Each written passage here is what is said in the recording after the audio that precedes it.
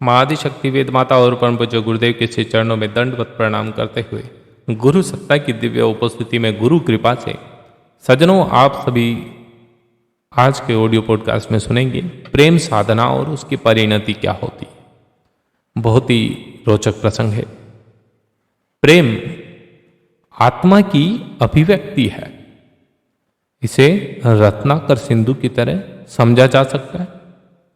जिस तरह गंगा, यमुना, कावेरी, ताप्ती, गोदावरी ये सारी सरिताएं स्थल खंडों में जब तक इधर उधर भटकती है तब तक उन्हें सरिताओं के अतिरिक्त और कुछ नहीं कहा जाता है। पर जब ये सरित प्रवाह सिंधु में समा जाते हैं तब उनकी समूची शक्ति सामर्थ्य भी केंद्रीभूत हो जाती है। अब उनका अस्तित्व रत्नाकर जैसा विशाल नहीं, रत्नों का भंडार भी हो जाता है। मनुष्य के गुण भी इन नदियों की तरह है और इन सद्गुणों का पूंजीभूत रूप जो है वो प्रेम है। इसमें सारे गुण स्वतः ही समाये रहते हैं, या ऐसा कहा जाए कि यहां सारे गुण विलीन हो निर्गुणत्व पा लेते हैं।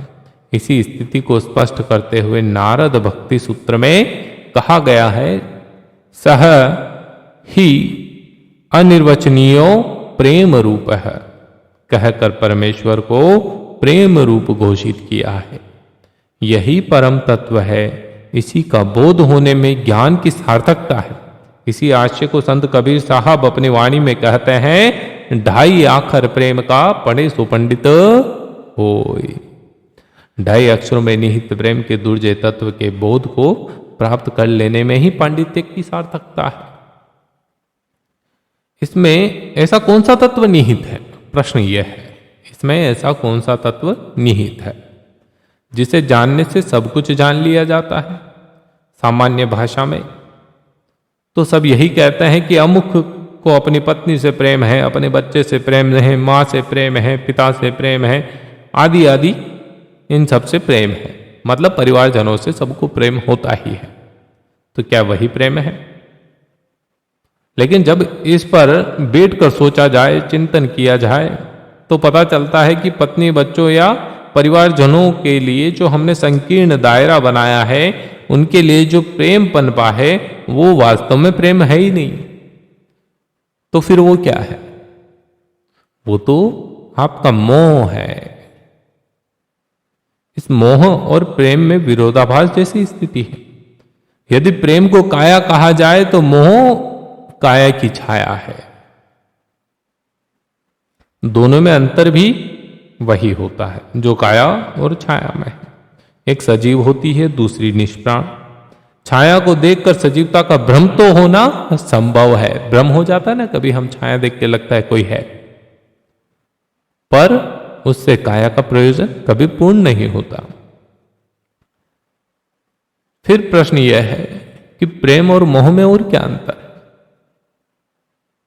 प्रेम चेतन से होता है और मोह जड़ से। तो फिर क्या पत्नी, बेटे, मां, बाप इनसे किया गया प्रेम वो प्रेम नहीं है? उदाहरण के तौर पर यदि हम बात करें कि जब आप पत्नी से प्रेम करते हैं तो वास्तव में अंतरात्मा से प्रेम होना चाहिए, ना कि रूप लावण्य को देखते हुए, शरीर को देख के नहीं, मन को देख के होना चाहिए। आत्मा से यदि आप केवल तन से प्रेम करते हैं तो मोहित है। ये बात ध्यान रखिए। इसकी जड़ की और उन्मुक्ता मात्र हाड़ मांस वाले शरीरधारियों तक ही सीमित नहीं रहती। लकड़ी, पत्थर चुनने के बने मकान, विभिन्न प्रकार के सामानों तक बढ़ जाती है, पर इसके विस्तार का क्षेत्र रहता हमेशा जड़ ही है। प्रेम चेतन है, मोह जड़ है। ये बात ध्यान रखना। जबकि प्रेम तत्व के जानकार महर्षि याज्ञवल्क्य ने बृहदारण्यक उपनिषद में स्पष्ट किया है, पत्नी पत्नी होने के कारण नहीं अपितु आत्मा के कारण प्रिय है। संतान संतान के कारण नहीं, आत्मा के कारण प्रिय है। यह स्थिति गीता के शब्दों में भी लिखी गई है। यो मां पश्यति सर्वत्र सर्वम च मयि पश्यति के कारण है। सर्वत्र व्याप्त चैतन्य तत्व के कारण वह आत्मवत सर्वभूतेषु की स्थिति में रहता है। मोह जहां विभेद उत्पन्न करता है, प्रेम वहीं अभेद की स्थिति पैदा करता है। दोनों विपरीत है। प्रेम का प्रारंभ संभव है किसी एक व्यक्ति से हो, पर उस तक कभी सीमित नहीं रह सकता। यदि यह सीमित रह जाता है, कुछ पाने की कामना रखता है, तो समझना चाहिए कि यह मोह है। इसमें तो पाने की नहीं, देने की उमंग रहती है। प्रेम की प्रसन्नता और हित कामना सन्निहित रहती है। बल्कि जब मोह की बात करते हैं तो मोह में स्वार्थपरता होती है, संकीर्णता पनपती है। इसमें आदान प्रदान नहीं, उपयोगी की अपेक्षा होती है। प्रेम वस्तुओं से जुड़कर सदुपयोग की, व्यक्तियों से जुड़कर उनके कल्याण की और विश्व से जुड़कर परमार्थ की बात सोचता है। मोह में व्यक्ति, पदार्थ, संसार से किसी न किसी प्रकार स्वार्थ सिद्धि की अभिलाषा रखता है। प्रेम और मोह में आप अंतर समझ पा रहे हैं? जिसके प्रति मोह रहता है उसके प्रति उसे अपनी इच्छा अनुसार चलाने की आपको ललक भी रहती है कि वो मेरा कहना नहीं मान रहा, मेरे कहे अनुसार नहीं चल रहा। ऐसा होता है ना। इसमें तनिक सा व्यवधान उत्पन्न होने पर खीज, असंतोष का उद्वेग उमड़ता है। लेकिन प्रेम में ऐसी बात नहीं होती। इसका अंकुरण निकट परिकर से होता है और विकसित, पल्लवित, पुष्पित होते हुए उसकी शाखाएं, प्रशाखाएं समस्त समाज विश्व में फैल जाती है। निकट परिकर तो प्रेम साधना की पाठशाला है। अब ये परिकर निकट वाला कौन सा है? आपका परिवार। ठीक है। उसकी प्रसन्नता और विकास की बात सोची जाती है। इसमें उठाए गए कष्ट में संतोष की अनुभूति होती है। आरंभिक प्रशिक्षण है ये।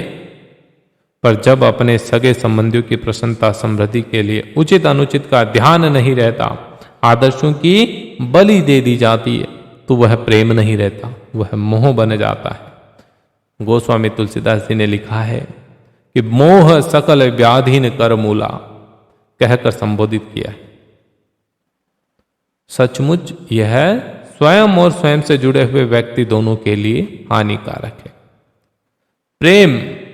प्रेम तो गंगा जल की तरह पवित्र और निश्चल है, जिसे जहां भी डाला जाए पवित्रता ही पैदा करेगा। इसमें आदर्शों की अविच्छिन्नता जुड़ी हुई रहती है। विवेकशीलता, सहृदयता, पवित्रता, सदाशयता जैसे गुण इसमें समाये रहते हैं।